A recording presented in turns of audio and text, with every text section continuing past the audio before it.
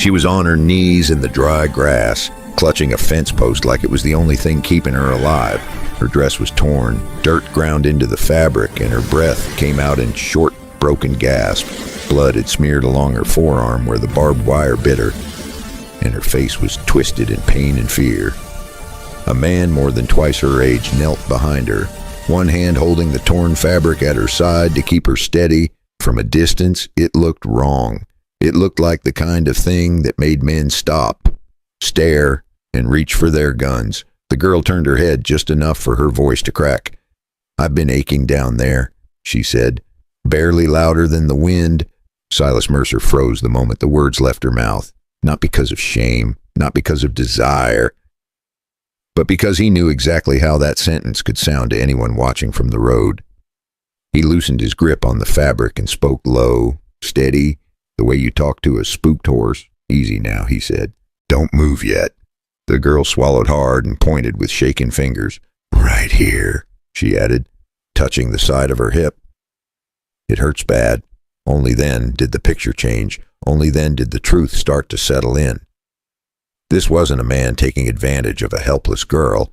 This was a rancher trying to keep a stranger from bleeding into the dirt. Her name was Clara Whitfield. She was 23 years old, fresh off a stagecoach, and she had fallen hard against Silas Mercer's fence less than an hour after arriving at his ranch. And the way she fell was the part that didn't sit right with him. The Arizona sun beat down without mercy. Summer out here didn't care about apologies or second chances. The grass was brittle, the ground packed like iron, and the barbed wire fence stretched on forever. Humming softly in the heat, Clara had tried to be useful. That was the first mistake. She'd insisted on helping Silas check the fence line, wanting to prove she wasn't just some mail-order bride who'd sit inside and wait to be fed. She walked a few steps ahead of him, boots new, eyes not yet trained for traps a lifetime out here teaches you to see. Then her foot caught, not on loose dirt, not on a rock, on wire that had been pulled tighter than the rest. She went down sideways, fast and hard, her body twisting as the barbs tore at cloth and skin. Her hip slammed into the earth with a dull sound that made Silas swear under his breath. Now she knelt there, shaking, pain burning deep in the bone where it didn't show easy on the surface. That kind of ache didn't fade quick. That kind of ache stayed with you. Silas checked her the only way a man like him knew how. Careful hands, no rush, no nonsense. The dress was torn along the side seam, ripped clean where the wire had grabbed it. The skin beneath was already darkening, swelling under his fingers, a bad bruise at best, a cracked bone if luck had turned against her. He reached out to steady her, and that was the moment anyone watching could have gotten the wrong idea. And someone had been watching. Silas felt it before he saw it. That old prickle between the shoulders that doesn't come from pain or heat. The feeling you get when eyes are on you and they don't belong there. He glanced down the fence line toward the open land beyond his property. Nothing moved. No rider, no dust. But the wire at Clara's feet told a different story. This section didn't match the rest. The tension was wrong. Too tight. And there, half hidden by grass, was a fresh knot where the wire had been joined. New, careless. Silas's jaw set. This hadn't been an accident. He eased Clara away from the fence and helped her sit back on her heels. "You stay still," he said. "I'll get you some water." She nodded, teeth clenched, pride fighting pain. "I'm sorry," she whispered. "I didn't mean to cause trouble." He looked at her then. Really looked. She wasn't dressed like a woman trying to tempt fate. She was dressed like someone who'd traveled too far, trusted too much, and landed in a place that didn't forgive either. "You didn't cause this," Silas said. "Someone else did." He fetched his canteen and held it while she drank. Her hands trembled enough that water spilled down her chin. That was when he noticed the scrap of fabric caught on the barb. Not hers. Darker, heavier cloth, the kind men wore. Silas took it loose and folded it into his palm without a word. Out here, people didn't usually set traps for women. They set them to send messages. And this message had been aimed at him. Silas did not say it out loud, but his eyes moved the way a man reads a map. The knot in the wire was fresh. and the grass around it was crushed in one direction only. That meant whoever did it had stood on the outside of the fence, not the inside. Not a drifter passing through, not a hungry kid looking for work. Someone who knew exactly where Silas would walk, and exactly where a new bride would step without looking. Silas felt his stomach go cold, because that kind of planning was not meant to scare a girl. It was meant to make a man make a mistake. And out here, one mistake did not just cost pride, it cost blood. Silas looked down the fence line again, slower this time. A man who has been fooled once learns to count what is missing. He saw no fresh hoof prints near the post, which meant the watcher had been on foot. That narrowed it down to the one kind of man who could cross land quietly and still carry authority, a lawman, or someone who dressed like one. Silas did not like either answer, because if the trap had a badge behind it, then the fence was not the only thing that had been tightened. Before the story goes any further, let me say this straight. What you're about to hear has been gathered, reshaped, and told again to bring out the lesson buried inside it. Some details have been adjusted so the meaning lands clearer and the warning travels farther. All visual scenes you see are created with the help of AI, not to deceive, but to help you feel what words alone sometimes can't carry. But if something here already has your attention, leave a comment so I know there are more stories like this waiting to be told, and I tell them for people who still listen. Silas helped Clara to her feet, slow and careful. She leaned on him without meaning to, the weight of pain and distance finally catching up. From the hill above the ranch, the wind carried dust toward the town of Holbrook. And with it came a truth Silas hadn't wanted to face anymore. Someone out there had decided it was time to test him. The question was simple. Would he keep quiet and let it pass? Or would he do something that would make the whole town afraid of what came next? Silas didn't rush her into the saddle. He knew better than that. A hard fall to the hip could turn a long ride into something worse, so he walked her slow toward the house. One careful step at a time. Clara leaned on him without meaning to. At first she tried to hide it, stiffening her back like she didn't need help. But pain has a way of stripping pride clean. The ranch house wasn't much to look at. One story, weathered boards, a porch that had seen more dust than visitors, but it stood solid, and right then, solid was all that mattered. Silas settled her onto a chair near the window where the breeze could find her. He brought out water, clean cloth, and a small tin of liniment that smelled sharp enough to wake the dead. As he set the tin down, his eyes caught the edge of something on her boot, a thin strand of wire, finer than the fence wire, curled like a hook. Silas lifted it with 2 fingers and held it to the light. It was not from his property. It was the kind used for tagging, tying, and quick work. The kind men carried when they did not want to be seen doing it. Clara noticed his face change. "Why, what is it?"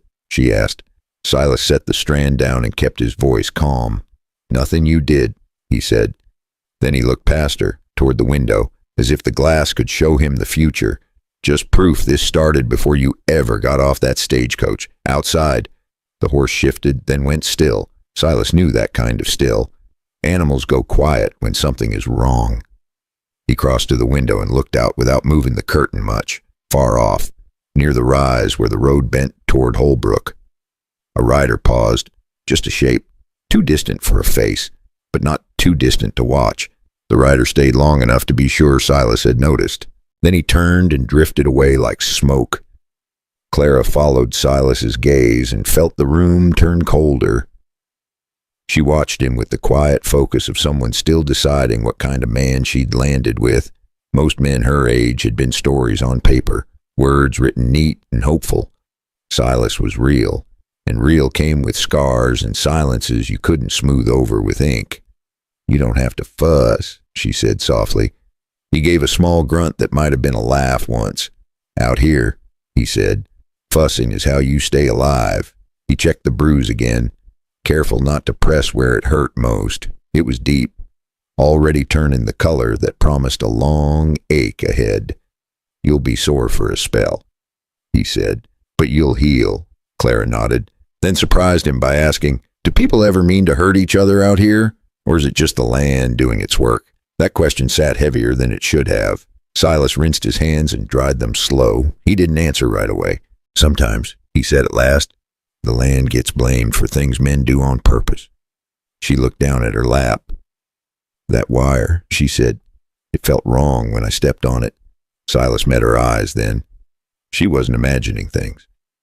I know, he said. They didn't say more. They didn't need to.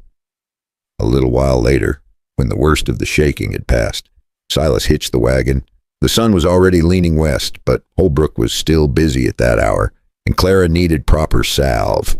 The ride into town was quiet, but not uncomfortable. The wheels creaked. The horse kept a steady pace. Dust rose and fell behind them like a trail that could be followed. Clara took in everything. The open land, the fences, the distant line where desert met sky. So this is it, she said. This is where the letters ended. Silas nodded. Words stop being enough once you arrive. Holbrook came into view slow, as towns like that always did. The rail line kept Holbrook breathing, and where rails ran, law sometimes rode close behind a U.S. Deputy Marshal had been seen around town that week, asking questions about stolen stock and fence cutting. Most folks pretended not to notice, but everyone listened anyway. Few buildings, a wide street. People who looked like they were watching everything, even when they pretended not to. Eyes turned when they saw them, a gray-haired rancher and a young woman sitting stiff beside him. Some looks carried curiosity, some carried judgment. And then there was Deputy Wade Kellen. He stepped out from the shade like he'd been waiting, clean shirt, easy smile, a man who enjoyed being recognized. Well now, Wade said. Looks like Silas Mercer finally decided to bring company to town. Clara shifted, uncomfortable. Silas stayed still. Just getting supplies, Silas said. Wade's eyes lingered a second too long on Clara. You all right, miss, she answered before Silas could. I took a fall. Wade chuckled like that explained everything. Land does that, he said. Silas watched him close. The deputy's boots were clean. Too clean for a man who claimed to walk patrol all day. They finished their business quick. Medicine, bandages, a few looks from folks who whispered once they thought no one was listening. On the way back to the wagon, Clara reached into her satchel. She hesitated, then pulled out a sealed envelope. I was told not to give you this until I was sure, she said. Silas took it but didn't open it yet. Sure of what? That you were the kind of man who wouldn't ask for something just because he could.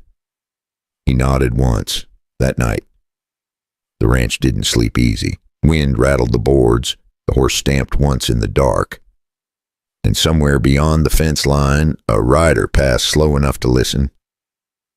Silas sat at the table with the envelope in front of him. He turned it once, then twice. Finally, he slid it into his pocket unopened. Some things were better faced when your hands were steady.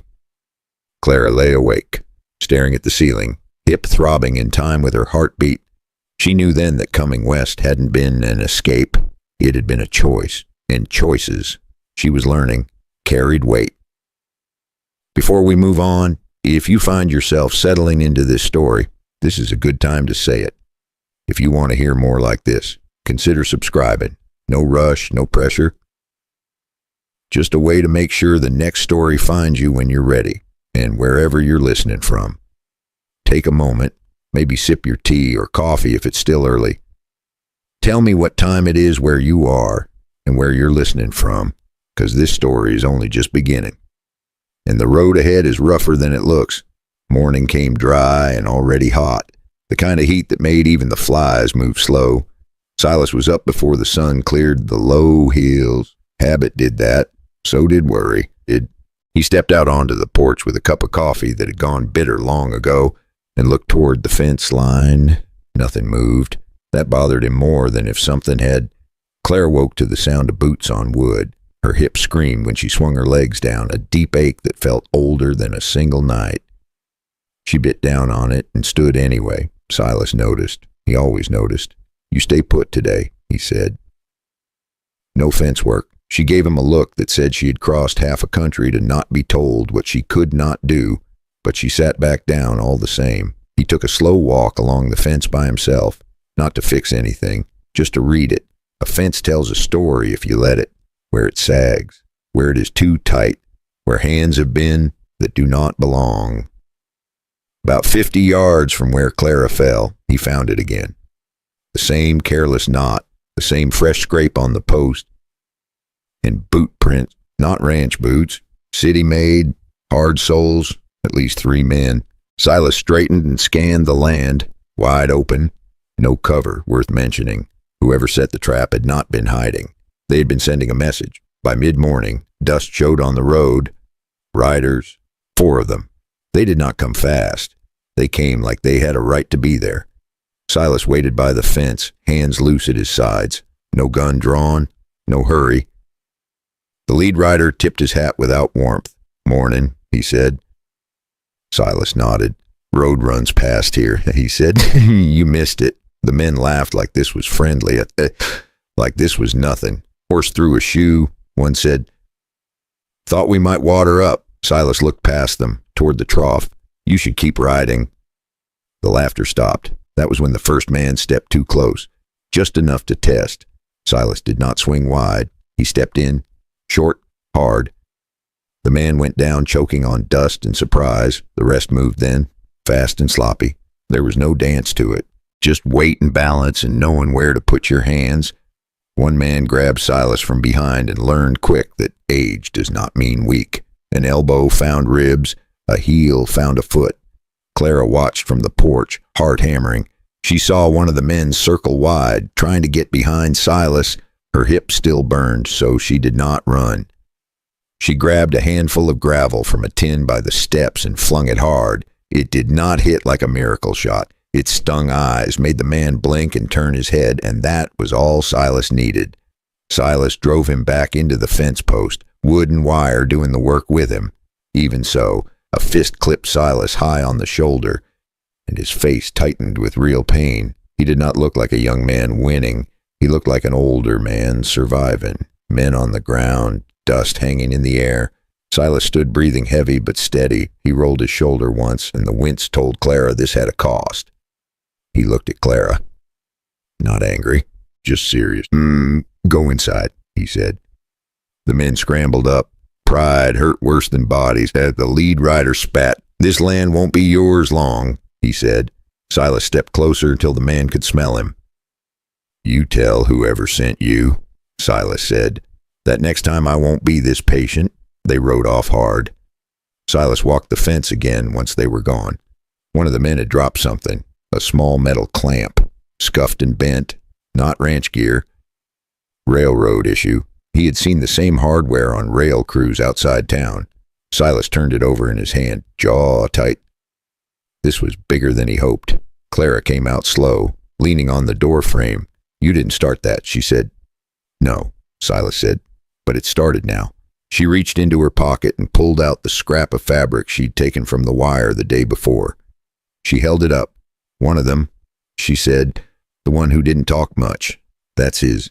Silas took it. Same color, same weight. Proof stacks quiet. They buried the broken fence post and fixed the wire, not because it would stop anyone, because it mattered to do things right. By afternoon, the heat pressed down heavy. Clara sat in the shade, watching Silas work. "You could send me back," she said. "No one would blame you." He shook his head. "Trouble doesn't follow people," he said. "It waits." She nodded. She understood that kind of waiting. From town, faint and distant, came the sound of a bell. Evening settling in. Silas looked toward Holbrook, toward the law that smiled too easy. The trap at the fence had been a warning. What came next would not be. And the question was no longer whether he would act. It was how far he was willing to go when the town itself might turn against him. That night did not settle easy. The air stayed thick, like it was holding its breath. Silas slept light, half-dressed, boots close enough to reach without looking. Years ago he had promised himself he would never sleep like that again. Promises change when trouble comes knocking. Silas sat at the table with the envelope again, turning it like it might bite. He told himself he would wait, but his hands moved on their own. He broke the seal just enough to slide one page out, only one. His eyes caught a list of names, written plain like a man keeping accounts. Halfway down, one name stopped him cold. Wade Kellen. Silas didn't curse. He didn't panic. He just remembered the last time a lawman tried to take something from his land and what he'd done to stop it. Silas did not read the rest. He did not need to. He pushed the paper back inside, pressed the envelope flat, and sat there in the dark until the lamp burned low. When the knock finally came, he was already standing. Just before dawn, a knock hit the door hard enough to rattle the frame. Not the knock of a neighbor. Not the knock of a friend. Silas was on his feet before the second strike. He opened the door to find Deputy Wade Kellen standing there with two men behind him, both strangers, both quiet. "Morning," Wade said. His smile came easy. Too easy. Silas did not return it. "We had a little incident last night," Wade said. "Figured I should check in." Silas stepped outside, closing the door behind him. "Check what?" he asked. Wade glanced past him, toward the window. "Your guest," he said. "She might be safer in town for a bit." Silas knew the words. He had used them himself once, back when he still believed the law always meant protection. "She stays here," Silas said. His voice stayed calm, but the air around him hardened. Wade's smile thinned. "This isn't a request," Wade said. He pulled a folded paper from his coat and held it up like it was holy scripture. "Protective custody," he said. "Witness to violence, and I'm responsible." Silas stepped closer until Wade had to look up at him. "You step past that line," Silas said, "and you're taking her over my dead body." One of the men behind Wade shifted his shotgun just enough to be understood. Wade did not flinch. "That's exactly what I'm trying to prevent," Wade said. Silas looked at the two men behind Wade. Neither met his eyes.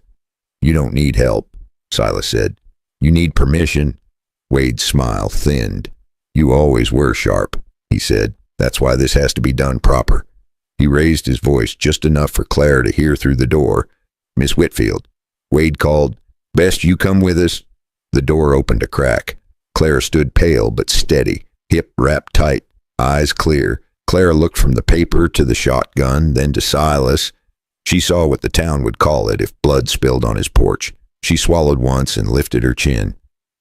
"I'll go," she said. "But mark my words, Deputy, I'll be telling what I know and what I've seen to anyone who'll listen.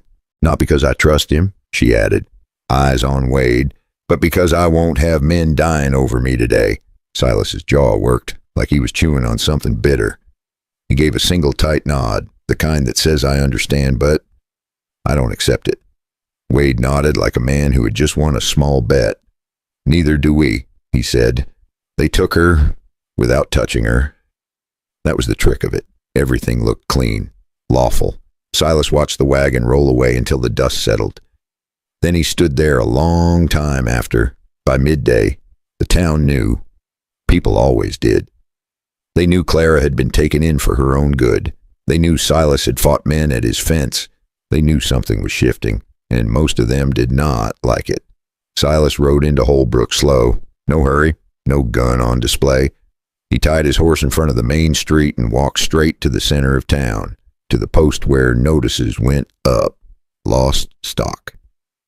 Church meetings? Warnings no one read until it was too late. People watched from doorways, from windows, from behind barrels and counters. Silas carried the bent wire clamp in one hand, the scrap of cloth in the other. He did not shout.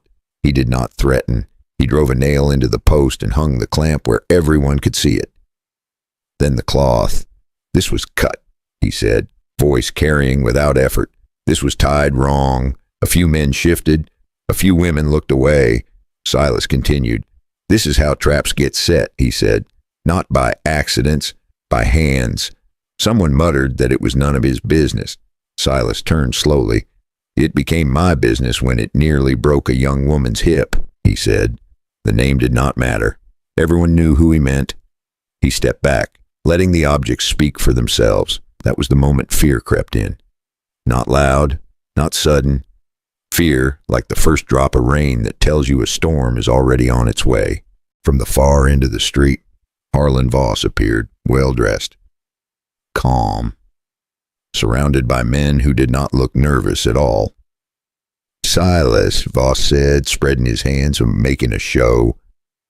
Silas met his eyes. "I'm making a point," he said.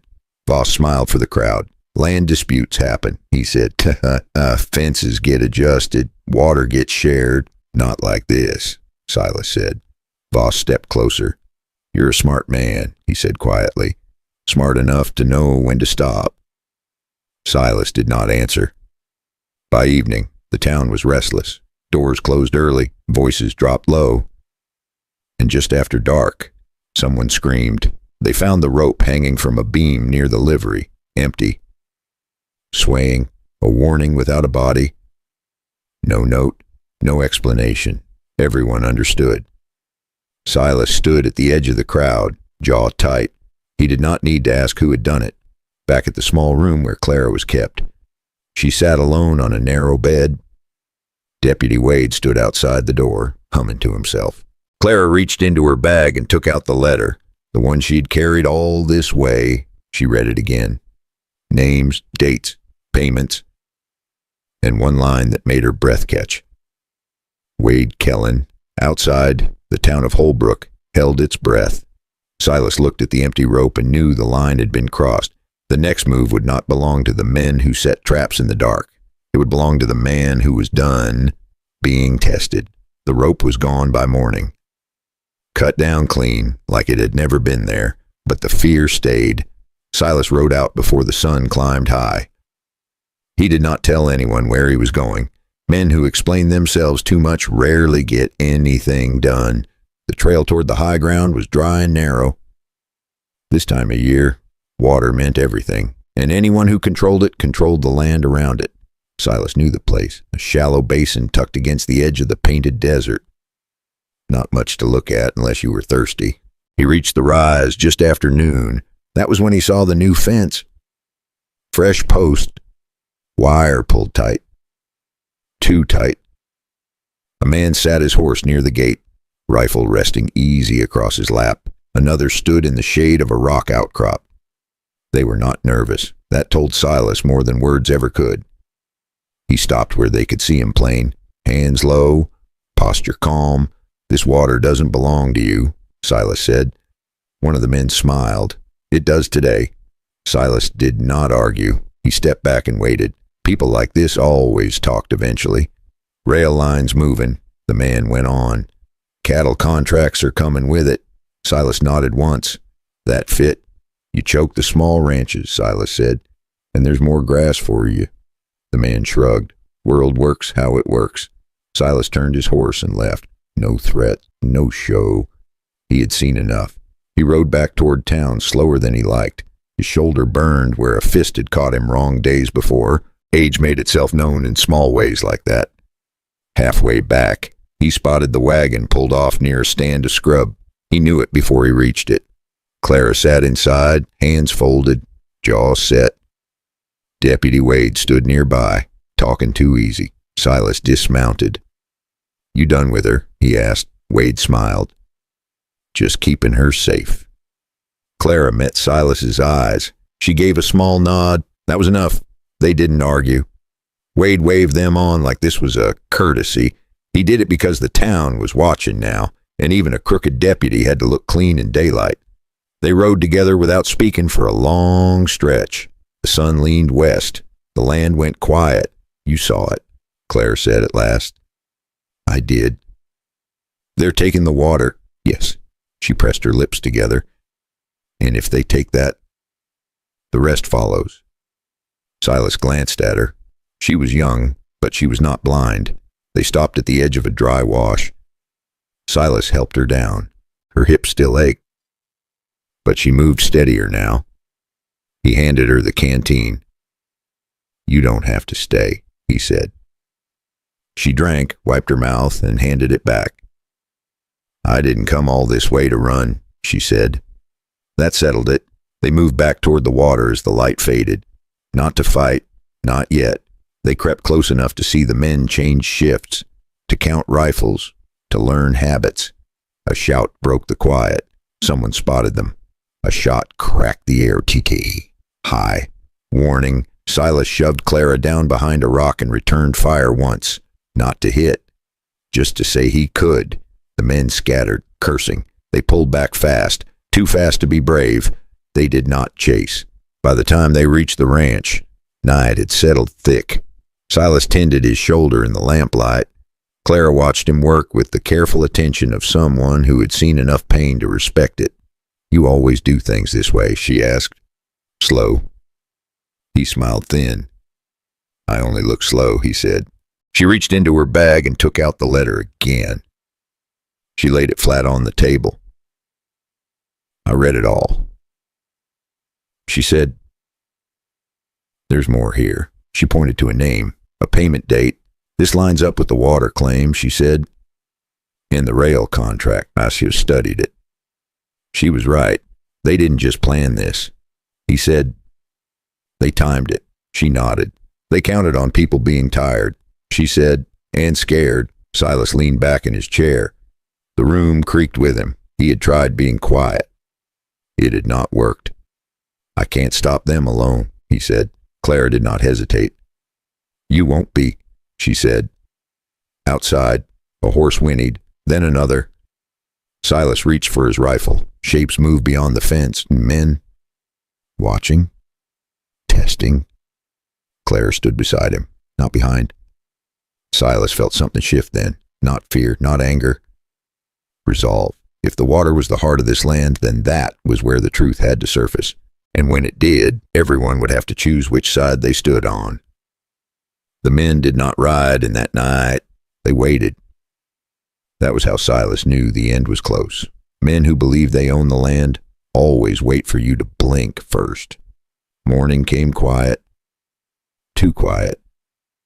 Silas stood on the porch with Clara beside him, both of them watching the road like it might answer a question neither had spoken out loud. She did not lean on him this time. She stood on her own.